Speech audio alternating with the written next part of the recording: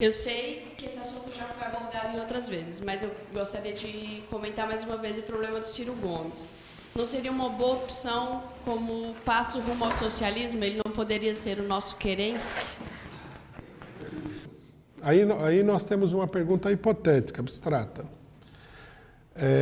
O Ciro Gomes todo mundo viu, né? Esta semana saiu uma notícia importante aí. Saiu uma notícia, não, nós demos essa notícia, né? De que o Ciro Gomes, ele, em maio, ele abandonou a presidência de uma das empresas do Steinbrück, aquele de que fala que o trabalhador tem que segurar o sanduíche com uma mão e trabalhar com a outra mão. Então, isso daí acho que revela com quem que nós estamos tratando. Isso é uma coisa que muita gente não entende quando vai fazer análise política. Se você pegar uma pessoa como Lula, ele tem muitos acordos com a burguesia.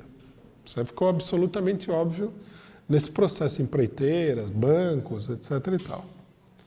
No entanto, a base de sustentação dele é o movimento operário e o movimento popular. Não são as empreiteiras. Tá certo? Você tem que ver a natureza do negócio. O Ciro Gomes não. O Ciro Gomes é um funcionário dos grandes capitalistas.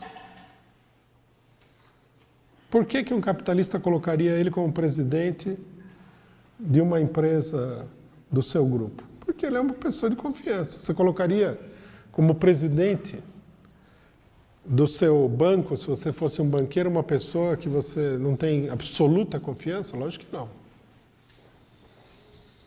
Então você vê, ele é um típico político burguês, um político dos grandes capitalistas.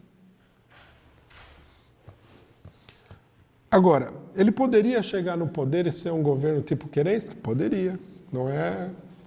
Não é uma hipótese que estaria excluída, né? Agora, nada indica nesse sentido, né? Até porque um político... O Kerensky, ele não subiu ao poder porque ele era popular. Ele subiu ao poder porque teve uma revolução e eles confiscaram a revolução. Então, para que o Ciro Gomes fosse um Kerensky, precisaria que houvesse uma derrota dos golpistas e ele assumisse para controlar a situação.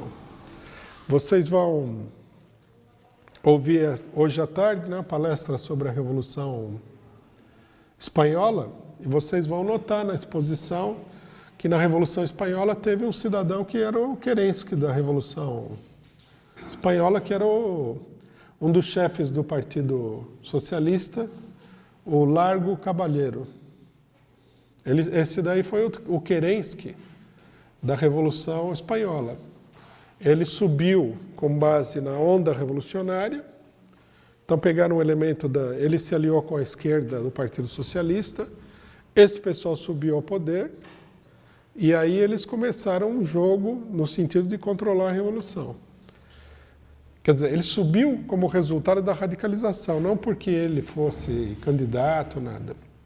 A princípio, a candidatura A princípio, nesse momento, dada a situação, a candidatura do Ciro Gomes tem um caráter reacionário. Só uma coisinha sobre as perguntas, né? Eu tive a oportunidade de ver um outro comentário, o pessoal reclamando um pouco de que a pergunta não foi respondida e tal. Eu proponho que o pessoal se pronuncie aí, se achar que não foi contemplado e tudo mais. Não há motivo nenhum para a gente não responder a pergunta, né? Se tiver uma quantidade imensa de perguntas e isso extrapolar o tempo, a gente pode responder as perguntas por escrito depois, também não tem problema nenhum. O pessoal pode mandar, por exemplo, para o meu Twitter e eu respondo lá, não tem problema.